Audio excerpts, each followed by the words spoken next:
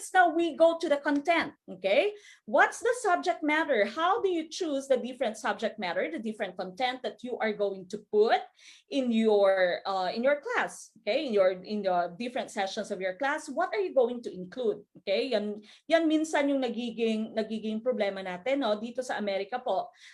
They would give us the freedom, there are standards, but pretty much you have the freedom to put whatever content that you have. Hindi katulad dyan sa Pilipinas na merong learning plan ba, no? Yung tinatawag nilang learning plan sa DepEd, for example, no? So dapat gagamitin mo talaga, susundin mo itong content na ito, no? So minsan yung problema is, how do I put the content? Okay, what are some of the contents that I am going to put? What are the things that I should include? How am I going to arrange the different subject matter materials that I have? Okay, so that would be your content. Now, to solve that problem, si Bilbao, Purita Bilbao, in 2009, my fellow Ilongga, has put forth these criteria on how to select your subject matter. Okay, so sabi ni Bilbao, for you to select your subject matter, the content of your subject, these are some of the things that you are going to use as the criteria. Okay, so first and foremost, sabi niya, you need to look at its feasibility. Anong ibig sabihin ng feasibility? When you say feasibility, would you be able to complete this within the time allowed?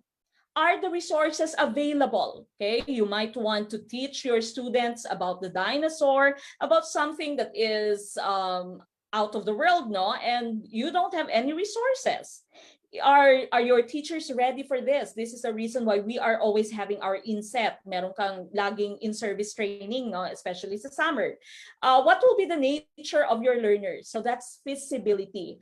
Are you going to include this? Say, when I was teaching in Saudi Arabia, I would have to be very careful because, of course, haram sa kanila. No? If we have some Muslim brothers and sisters here, haram sa kanila. That means bawal sa kanila yung words na pork, yung pig, meat, even meat, no? Jesus, Christmas, it's bawal. Christians. Okay, bawal sa kanila. And so whenever you make your material, whenever you make your for example, review guide mo or yung worksheets mo, you have to make sure that you don't have any of those words. Okay? So again, sabi ni Bilbao, first consideration is that it should be feasible. Kayang ituro ng teacher mo, kayang i-learn ng learners mo, no? Wag mo silang tuturuan, wag mong ilagay sa subject matter mo something that hindi pa abot ng kanilang makakaya, no? So you don't teach geometry, for example, for someone who's just in grade 1.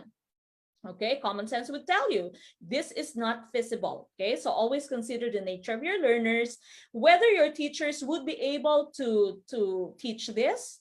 Will you have the different resources, and would you be able to finish this within the time allowed? Okay, so usually you should just be teaching the core. Dapat core lamang, no? The nitty-gritty of things. Wala yung maraming eklavo na kung anong samot-saring ingredients na hindi naman kailangan, hindi naman core, hindi naman necessary, hindi mo matatapos within the time allotted, hindi kaya ng learners mo, no? Hindi rin kayang ituro ng teachers mo. So that is feasibility. One very important factor according to Bilbao. Now, secondly here, if you are trying to choose the different things that you will be teaching your students, it should be something that they can utilize. It should be something that is going to be useful for them. We all have heard this from our students. Marahil when you were practice teaching, marahil kayo din, no? When your teacher was teaching you about the triangle, for example, Pythagorean theorem or whatever, na hindi nyo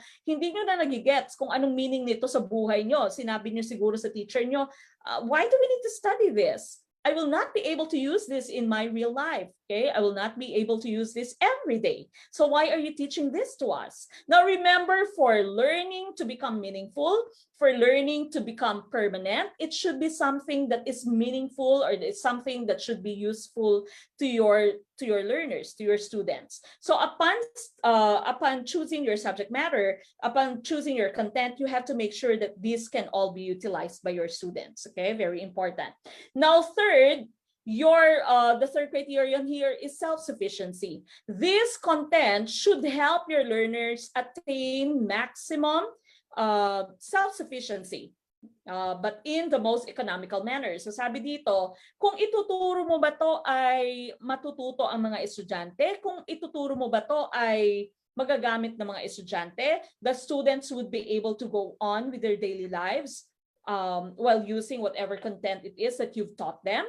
And would teaching this content be economical? That means using as less resources as you can. Okay? Hindi po pwedeng magarbo. Hindi po pwedeng i-include mo tong subject matter na to, content na to, pero maituturo mo lamang siya using an iPad. For example, wala namang iPad yung estudyante mo. Or using the internet. For example, wala naman lahat ng estudyante, hindi naman lahat may internet. Okay, so that's self-sufficiency. It should be able to help the students attain maximum self-sufficiency. And of course, it should be taught, you should be able to teach it in the most economical manner. Okay, napaka-importante na you have to teach this in the most economical manner, hindi yung sobrang gastos ng course na ito. Now, fourth, sabi ni Bilbao, would be significance. It should contribute to the basic ideas to achieve the overall aim of the curriculum. Okay, now remember your curriculum. These are all the learnings that your students would undergo. These are all the activities that your students are going to do. Now, this subject matter, this content, will it be significant to your curriculum? Okay, kailangan ba siya talaga? Would you really want to have this included in your subject matter, in your content, or can you just do away with it? Pwede bang i-let go mo na lamang to? Hindi naman siya ganun ka-importante. Okay? So yan yung fourth consideration natin dito, significance of that subject matter. Now, fifth would be interest, very important. The value the content if it is meaningful. I've already mentioned this, no? If the students are interested upon a certain subject, if they like the subject because this is how they experience things in life, for example, these are things that they can relate with, then this becomes very meaningful to them, and of course they would enjoy learning the subject. Okay, so the interest of your learners should also be considered. Remember, your learners are the key stockholders in your school. Okay, hindi yung admin mo, hindi yung principal mo, hindi yung dean mo, hindi yung teachers mo, experts mo, hindi yung parents mo, yung learners mo mismo yung pinaka-importante. Okay, so pinaka-importante din i-consider yung kanilang interest. Now, number 6, learnability. This is very similar to your feasibility, no? Would this subject matter be appropriate to your class, to your students? When I was practice teaching, we were still using the UBD, no? So, at alam niyo yung UBD. Start with the end in mind. Hindi mo po pwedeng ibigay yung definition of the word to your students. What you do is you give them the different experiences, different activities, so that they can come up with the meaning. Kaya lang yung UBD mo can only be applied, it's only applicable towards students who are smart. Medyo hirap ka pag yung estudyante mo ay nasa section 13, section 14, section 15, no? Kahit na ang dami-dami mo nang binigay na activity sa kanila, ang dami-dami ng experience binigay mo sa kanila, hindi pa rin nila ma-derive yung meaning. So minsan wala ka na magagawa, bigay mo na lamang yung meaning. Okay, so that's learnability. Will it be appropriate to the type of students that you have? You know this if you are already teaching. Okay, if you are, some of you might already be teaching in a private school, for example, no? If you're already teaching, you know this. Sometimes an activity or sometimes a subject matter that is applicable to one section might not be applicable to the other section. Okay? Sometimes parehas lamang silang level, wala namang star section sa kanila, pero yung first block mo, first section mo would do better than your third section or second section, no? Hindi siya applicable sa section mo na ito. So learnability, appropriateness is very important. Now lastly, validity.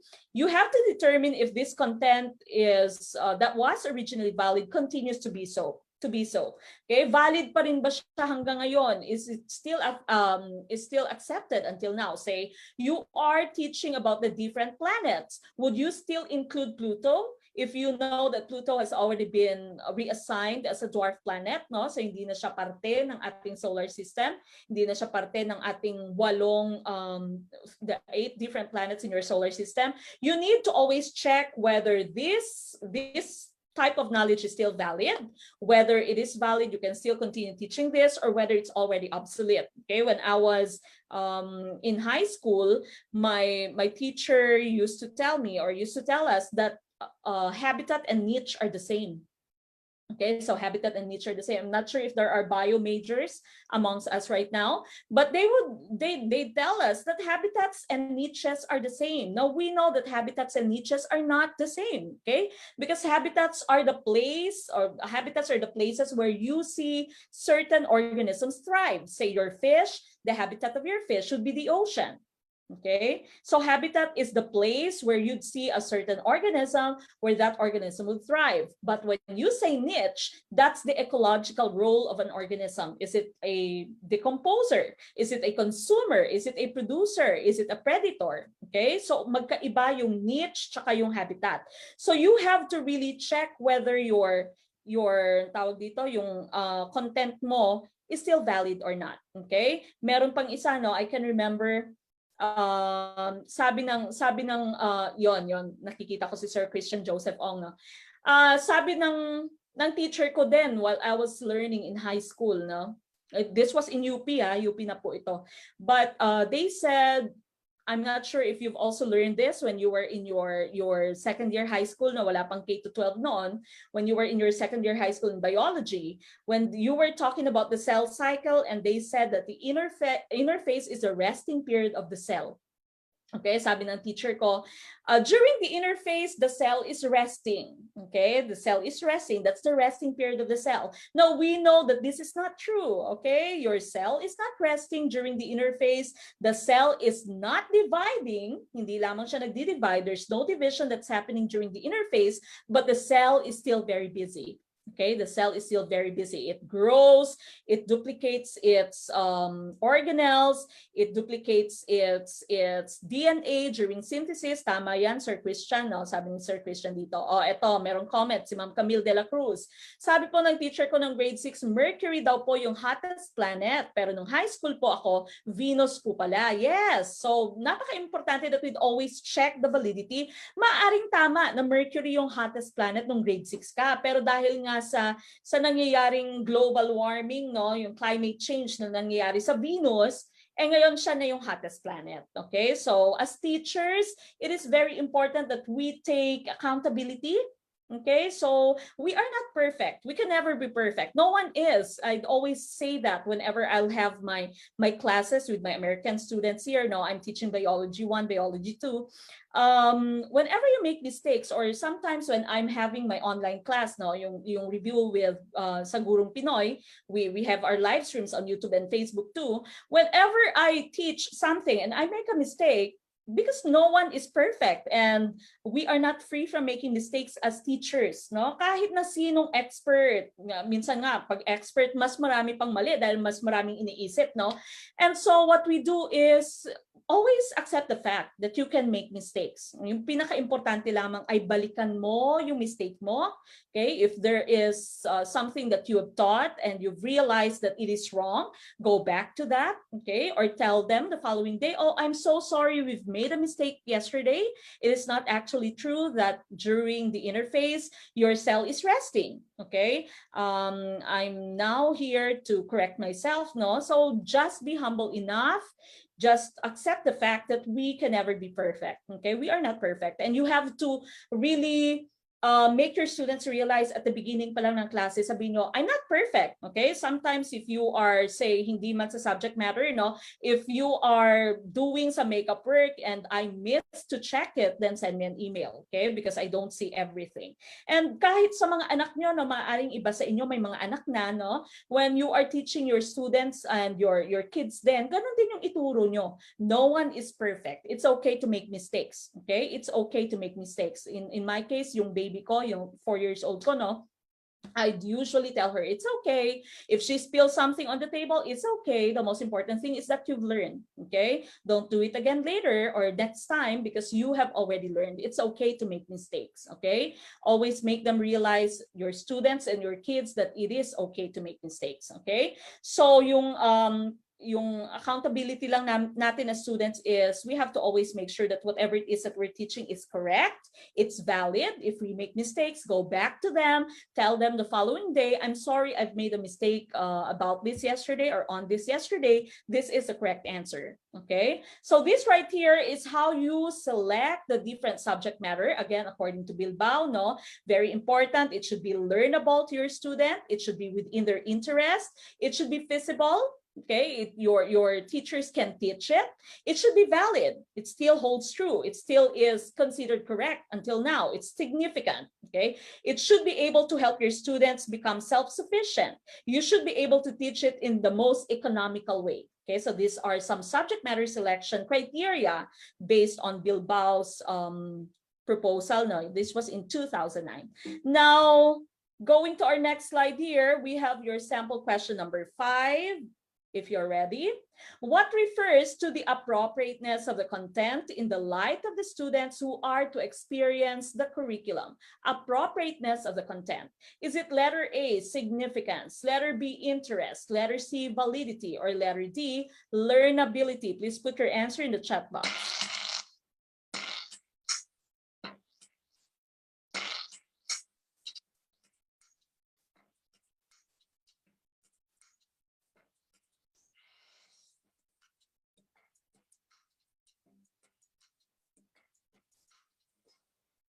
Okay, I can see the answers here. Sir Ma'am Aga, Ethel, letter D. Ma'am Julie Ann Marie Atendido, letter D. Sir John Ernest Adriano, letter D. Here on Facebook, we have Ma'am Maureen Jane Manarang, letter D. Ma'am Myla Tyson, also letter D. Myla Tyson Makale. Okay, letter D, karamihang sagot. Again, going back to the question, this is the appropriateness of the content in the light of the students who are to experience the curriculum. Hint word nyo, of course, would be appropriateness. Correct answer would be learnability. Okay, learnability po would be the correct choice. Very good, very good. Okay, let's go to sample question number 6. Experiences must be evaluated in the light of practical considerations, including teacher competence, availability of instructional materials, time allotment, etc. What characteristic is defined by the statement? Is it letter A, validity, letter B, feasibility, letter C, significance, letter D, utility? What's your answer for question number 6?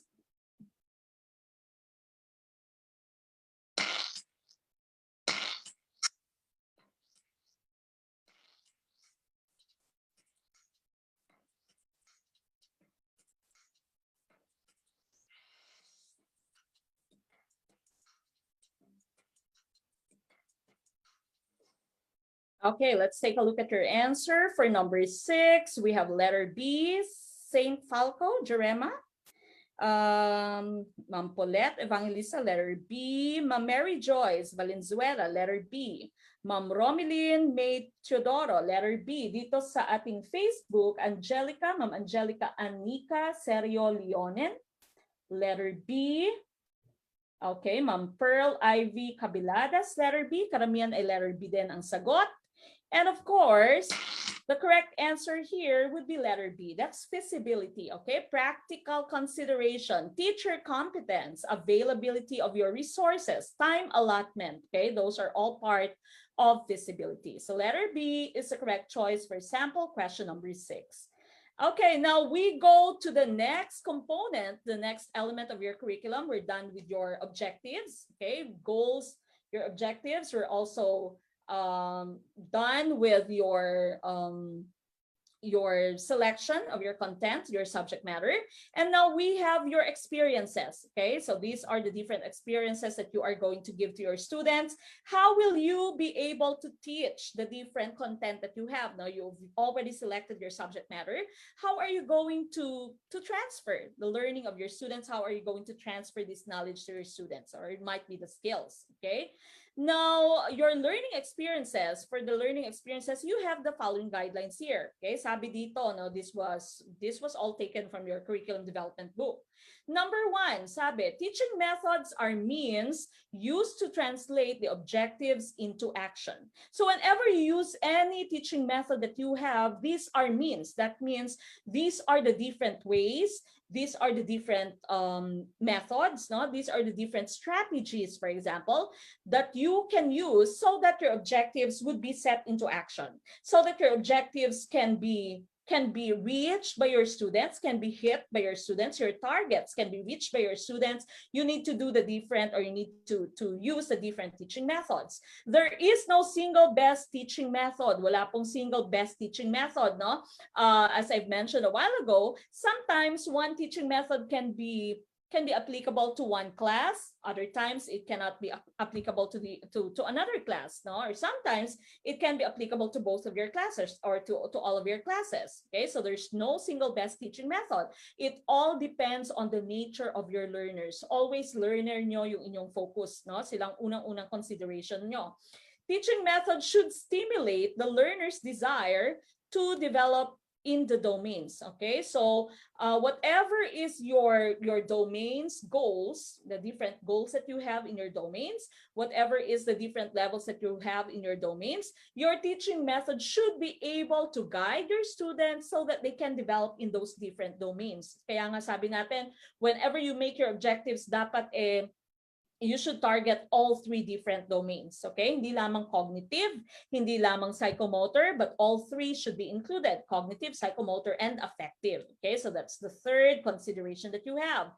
Number 4, in the choice of the teaching methods, the learning styles of the students should be considered, okay? So we've already mentioned, sometimes this type of teaching method is not applicable because of the type of students that you have, okay? Some of your students may be kinesthetic learners, gusto nila yung nagmo-move sila, no? Gusto nila yung tumatayo-tayo, tumatakbo. Some of them would want to study outside of your classroom, for example. Some of them are visual learners. They want to see everything. They want to learn using pictures, for example. Other times, they can be auditory. Okay, so nakikinig lamang sila, sapat na, no? So depending on the learning styles of your students, you should also put this into consideration when you are trying to determine the different teaching methods that you will use. Number 5, every method should lead to the development of the 3 domains. We've already mentioned this, no? So the 3 domains should be targeted, the 3 domains should be reached. And lastly, flexibility should be a consideration in the use of the teaching methods. Now remember, we have been taught that your lesson plan should not limit you, okay? Your lesson plan should be there to serve as a guide. Your lesson plan should be there as a blueprint. Hindi po pwedeng yung lesson plan mo ay nililimit ka, no? Yung kunwari in this particular day, your lesson objective is to identify the different organisms under the microscope, okay? Or to identify the different organelles using the microscope, okay? For example, that's one of your objectives. Pagkatapos may brown out, no? So may power interruption, wala ka ngayong microscope dahil wala kang light, for example, okay? Hindi ka makagamit. For example, electron microscope siya, no? Kailangang sinasaksak siya, no? So you cannot use your microscope. Your teaching method then now should be able to change, okay? Remember, as teachers, as future teachers, there is a very big task ahead of you, okay? A lot is being asked from you. You may have heard things or people say, hindi ka lamang guro pag naging guro ka, yung nagiging parent ka din, nagiging nurse ka, pag meron kang estudyanteng may sakit, nagiging nurse ka, pag meron kang estudyanteng may problema, no, it might be problems of the heart, minsan problems financially, nagiging takbuhan ka rin nila, kung meron kang estudyanteng nag-aaway, nagiging referee ka rin, no? So lahat-lahat as a teacher, dapat kaya mong gawin. Dapat as a teacher, you should be very flexible, okay? So flexibility is a very important consideration. If you plan to maybe teach abroad in the future, it's a very good edge. It's a very important edge to become or to be flexible, okay? Napaka magandang edge po yung maging flexible. So dapat pag there will be any changes or napunta ka sa isang bansa na iba sa kinalakan mo, dapat you should be able to adapt, okay? You should be able to adapt, to change, okay, to modify whatever teaching methods you were using. Okay, so to modify whatever techniques you have been using in teaching your students, okay? Maaring naging effective siya sa Filipino students mo, it might not be effective in teaching your American students, okay? So dito, hindi po pwedeng medyo malamya ka, hindi po pwedeng malambot ka, no? Hindi po pwedeng very kind si ma'am. Dapat dito, stricto ka, no? Nilalabas mo din yung sungay mo. Dahil your American students are going to put you inside their pockets if they know that they can easily manipulate you, no? So hindi po pwede.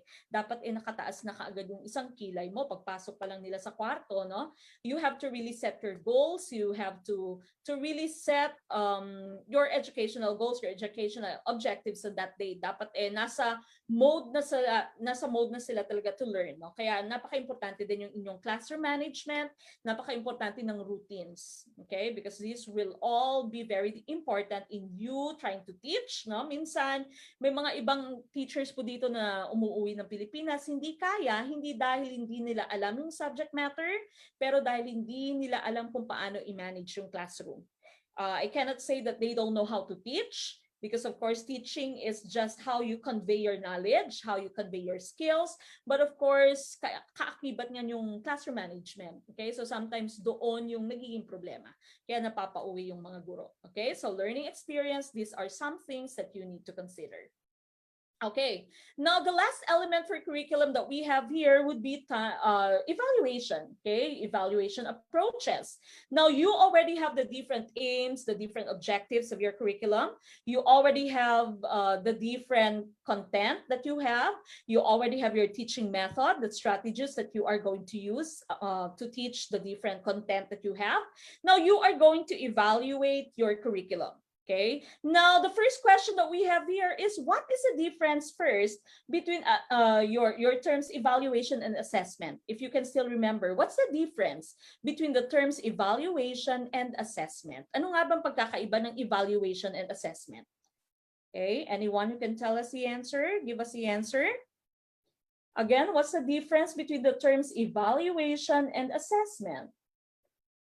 Ano nga yung pagkakaiba ng terms nating evaluation and assessment? What do you think is the correct answer?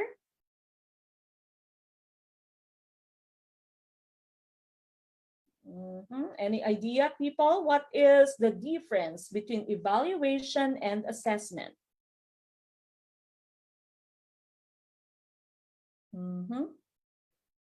Okay, let's take a look at your slide. Wala yatang nasagot. Okay, now again, we are trying to go back to the differences between assessment and evaluation. Ayon, si Ma'am Margaret Lugto. Sabi ni Ma'am Margaret dito, assessment is collecting data, while evaluation is making judgment based on that data. That's correct. Sabi ni Ma'am Princess Jose, in evaluation, you're judging, and assessment is you're monitoring your students. Tama, okay? Tama yung sagot nila. Okay, let's take a look at your slide again. So we can see the differences between assessment and evaluation. Tama po yung sagot ni Ma'ams, no? The purpose of assessment is to increase quality. So again, when you say assessment, you are trying to gauge, you are trying to monitor the progress of your student. Okay? So if their learning is medyo hindi maganda, no? Marami pa silang namimiss na objectives, maaring you may have to reteach. So with the assessment results, nakita mo yung assessment results nila, yung tests nila, yung quizzes nila, or it might even just be your homework or daily work, nakita mo, and you see that this objective has not been reached, you can say that you'll have to reteach. Okay? Pwedeng balikan mo muna because you'd want to increase the quality of the learning of your students. That's assessment. Now, when you say evaluation, you are judging the quality. Okay? So this is evaluating not the curriculum, you're evaluating your program, you're evaluating your educational plan, no? You say too short and not enough leave, sabi dito ng letter C. So again, that's the difference between your assessment and evaluation. There's another answer here, Ma'am Paulette Evangelista. Assessment is about feedback, and evaluation is determining if the objective is achieved. Okay? So tama yung sinabi kanina ni na Ma'am Margaret, ni Ma'am Princess, Ma'am Paulette, no? Tama yan. Pag sinabi mong assessment, nangongolekta ka ng data. It is through tests, it is through your performance tests. For example, it is through your quizzes, the different daily activities that you have. Now, when you say evaluation, you make judgment. Okay? Tama ba yung naituro ko? Ano bang kailangan kong i-change sa aking naituro? Should there be something that needs to be changed in our curriculum? Bakit yung NSAT sa assessment, no, yung NSAT or yung NAT, yung RAT, your DAT, no, bakit ang baba ng results namin sa assessment? Okay, then you evaluate your curriculum. Then you evaluate your plan. Okay, your program. Is there something wrong with the way that we're teaching? Is there something wrong with our content? Is there something wrong with the way that we put forth the different objectives that we have? Okay, so evaluation is you judge. You try to judge based on the different data that you've collected through your assessment. Okay, so yan po yung pagkakaiba. Now, one very important model for evaluation here is what you call your CIPT model by Staffelbeam. Okay, so CIPP stands for context or context, input, your product, and your process. Someone is talking. Ma'am Crystal, paki-mute po ng ating mic. Okay, thank you. So again, this was by Staffelbeam, and this one right here addresses your context. What is the context? What's the input? What are the products and what are the different processes? Okay, so it is a holistic form of evaluation. Okay, so una-una tinitingnan niya yung context. Ano ba yung klase ng estudyanteng meron tayo? Saan tayo ngayon? Okay, who are our beneficiaries? What are the needs? What are the resources that we can work with? Ano yung problema? No, what is our type of environment? So that's the context. Where are we at the moment? Okay, so kasi yung mali dati, when you say evaluation, you do it towards the end. Okay, or you do it towards the end of the program, or usually madalang lamang siyang ginagawa. Okay, that's evaluation, madalang lamang siyang ginagawa, no? Kaya meron kang tinatawag na evaluators, pumupunta lamang sa iyo, no? Minsan nakakatawa, all throughout the year si ma'am walang mga nakapaskil sa dingding, no? So walang illustration, walang bulletin board si ma'am, hindi maganda yung classroom ni ma'am, maggulo. Okay? Pagkatapos alam ni ma'am na pupunta yung evaluators, ayun na. Okay? Nagsilabasan na lahat ng mga gagandang halaman ni ma'am, lahat ng mga magagandang display ni ma'am, naglabasan na. Ngayon si ma'am ang ganda ng magsulat sa blackboard, no? Or sa chalkboard, for example. Okay, so yan yung mali dati. We only do our best whenever it's time for evaluation. Dahil yung evaluation dati, in our own idea of the term evaluation is that it is done towards the end. Kahit sa teaching, no, yung observation tinatawag usually towards the end of the school year. Okay? Pero sabi ni Staffelbeam, that should not be the case. Your evaluation should be holistic. Okay, so you do not only evaluate towards the end of the school year, you do not only evaluate towards the end of the program, say you have a 5-year program. You don't just evaluate towards the end of that program, okay, but you evaluate everything. So you start with the context. Ano nga ba yung current position natin? Okay, current position natin, ano yung mga kailangan natin, ano yung kulang na resources, ano yung mga problema kinakaharap natin. Okay, so that's your context evaluation. Now, input. Sino-sino yung mga magpo-provide ng mga kailangang gamitin, no? Yung mga lessons, for example, ano yung mga ibibigay na strategies ng ating mga teachers, ano gagamitin nila? Magkano yung budget na gagamitin natin, no? Magkano yung budget na galing sa bulso, for example, or galing sa state, it's a state college or state university. What are some researches or what are some products of our researches? Ano yung mga results ng researches na pwede natin gamitin? Okay, so these are all the input. Now, your product and your process are both output. Output na itong dalawang to, yung nasa baba mo. These are all or both output. Yung product mo, of course, this is the action or this is the outcome that you have. Produkto. How effective was the program? Okay, you are going to check the effectiveness of your program. Is it sustainable? Can we sustain this? Can we continue doing this program? Or maaari bang wala na tayong budget sa susunod na taon, no? Are there some ways that we can adjust, or do we have to modify a few things? That's your product evaluation. Your process evaluation, on the other hand, is taking action. Okay, so you try to implement, you monitor, you feedback, you develop everything that you have. Now, it is very important that you do evaluation, no? May feedback dapat every time. It might not be something that's big. It might not be something about the curriculum of your school. It can even be about a certain activity. When I was in Ateneo, when I was teaching in Ateneo, I've never had any experience teaching in a public school, no? So Ateneo lamang ako, pumunta ako ng Saudi Arabia, bumalik ako ng Ateneo, and then I went to the US, okay? Now, when I was in Ateneo, every time that we have some activities, maraming activities, no? Yung minsan yung mga religion-based na activities, meron din namang yung mga co-curricular activities. Every time na merong activities, right after that, we have our evaluation. Okay? Palagi may evaluation. What were some of the good things that happened? And what are some of the things that need improvement? Okay? This is very important as an institution, because as an institution, you shouldn't be able to stop growing. Okay? Dapat you continue growing. You should not become stagnant.